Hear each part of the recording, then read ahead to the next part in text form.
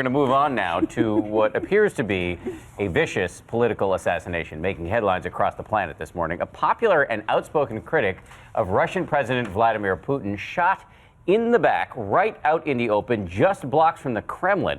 And ABC's chief foreign correspondent, Terry Moran, is on the story. Terry, good morning to you. Good morning, Dan. Moscow is in shock today, and a sharp chill of fear has ripped across Russia. One of Vladimir Putin's fiercest critics, as you say, gunned down in broad daylight, 4 bullets in the back, in the very shadow of the Kremlin. This morning in Moscow, flowers on a bridge, usually filled with pedestrians and tourists, marked the spot of the brazen killing.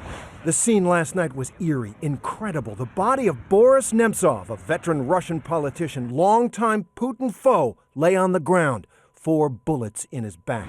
The killing coming just one day before Nemtsov was to lead a march for peace against Putin's war in Ukraine. A spokesperson for the Russian Interior Ministry says Nemtsov was walking with a female acquaintance when assassins leapt from a white car and opened fire. And take a look at this surveillance video. That white car, reportedly the assassin's getaway car, heading towards the crime scene, a black sedan close behind.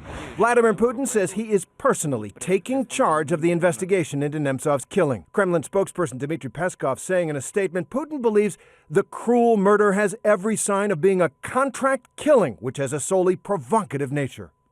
Boris Nemtsov, 55, was a former deputy prime minister in the 1990s, once described as a possible president of Russia himself.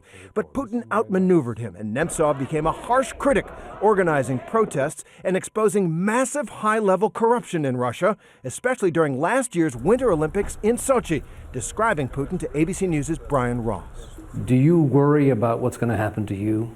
Everybody who are against him must be very careful. I think that we must replace him because he did everything against an interest of my country.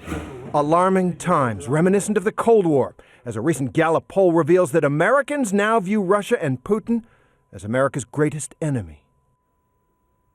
Nemtsov's friends and supporters gathering now in Moscow at the scene there. They say Sunday's peace march will go on, and they also say Nemtsov was working on another major expose when he was killed.